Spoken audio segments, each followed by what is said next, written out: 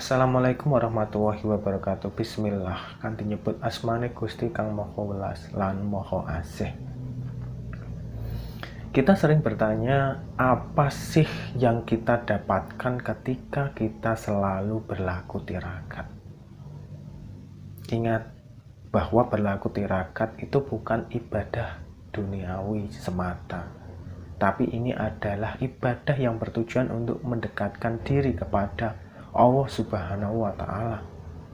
Jika orang yang mau bertirakat, rata-rata yang ingin didapatkan sebenarnya itu adalah kedekatan dengan Tuhan, kedekatan dengan Allah Subhanahu wa Ta'ala. Lalu apa yang dilakukan, lalu apa yang sebenarnya diincar ketika orang ingin melakukan kedekatan dengan Allah Subhanahu wa Ta'ala? Allah menyukai orang-orang yang bersih, Allah menyukai orang-orang yang bersyukur, Allah menyukai orang-orang yang ikhlas, dan Allah menyukai orang-orang yang sabar. Ini adalah kunci, teman-teman. Ketika kita melakukan suatu tirakat, ingat kunci ini. Jangan terus kita baru melakukan tirakat terus meminta suatu hajat kita terkabul. Tapi mintalah dulu untuk diberikan rasa ikhlas terhadap apa yang sedang kita alami, apa yang sedang kita uji, apa yang sedang ujian menimpa kita. Mintalah rasa ikhlas dan mintalah rasa kesabaran agar bisa menghadapi seluruh ujian yang Allah berikan. Ketika semua sudah kita peroleh, kita menjadi orang yang ikhlas, kita menjadi orang yang sabar. Berikutnya adalah bersyukur. Bersyukur ketika teman-teman saat ini misalnya memperoleh katakanlah rezeki yang ala kadarnya, rezeki yang seadanya. Jangan terus membandingkan diri teman-teman dengan orang lain. Itu adalah rezeki yang sedang teman-teman peroleh, ujian yang sedang teman-teman peroleh. Jika harus menanggung seperti itu, jika harus segera meminta rezeki atau ingin lolos dari ujian seperti itu, mungkin zaman dahulu para nabi sudah memintanya. Mungkin Nabi Muhammad ketika dicemooh, dicela, maka Nabi akan meminta kepada Allah untuk diberi jalan, untuk diberi petunjuk, untuk segera memperlihatkan mukjizatnya. Tapi bukan. Terus Nabi Ayub, mungkin ketika dia diterima penyakit, mungkin dia langsung protes kepada Tuhan atas penyakit yang dia derita. Dia kan Nabi, kenapa harus menerima seperti itu? Ketika dia ditinggalkan istri-istrinya, ketika dia kehilangan seluruh harta bendanya, terus ketika dia kehilangan anak-anaknya. Tapi apa yang dia minta? Ada istri yang sangat solehah yang rela menemaninya. Dan seketika itu, ketika dia berlaku ikhlas, sabar, dan bersyukur, Allah mengembalikan semuanya melebihi dari harta yang beliau miliki sebelumnya. Itu baru satu nabi, belum nabi yang lain. Nabi-nabi lain seperti Nabi Nuh, Nabi Sulaiman, Nabi Musa, Nabi Adam. Setiap nabi itu pasti memperoleh ujian yang mungkin lebih berat dari kita. Ya pasti berat, karena mereka kelasnya adalah kelas wali. Kita siapa? Kita mungkin kelasnya para pendosa, kan seperti itu.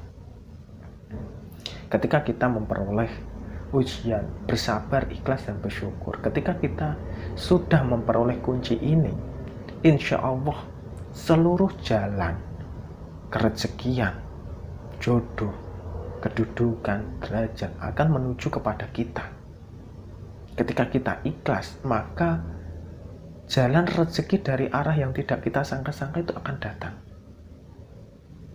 Milikilah hati yang bersih, hati yang pemaaf, hati yang bersyukur. Terkadang kita kurang bersyukur, kurang sabar, dan kurang ikhlas yang menyebabkan diri kita itu selalu terganjal. Terganjal oleh apa? Terganjal oleh berbagai ujian yang menimpa kita. Orang yang hatinya dilandasi dengan rasa syukur dan ikhlas biasanya pikirannya akan selalu positif, hatinya akan selalu positif dan selalu ingin dekat dengan Tuhan. Tuhan pasti kok mengabulkan apa yang kita inginkan. Bahkan ketika kita tidak minta sekalipun, Allah pasti mengabulkan hal ini. Cuma kita sendiri yang kadang lalai. Kita sendiri yang kadang lemah. Kita sudah dibukakan pintu selebar-lebarnya di tengah malam.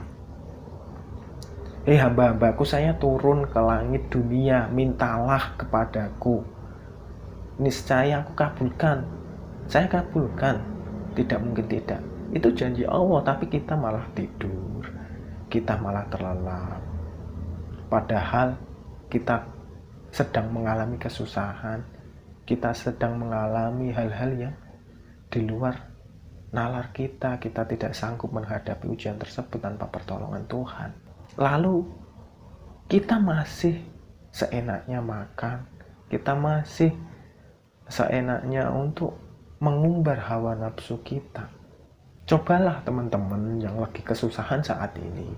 Saya tidak mendoakan teman-teman untuk selalu bersusah terus.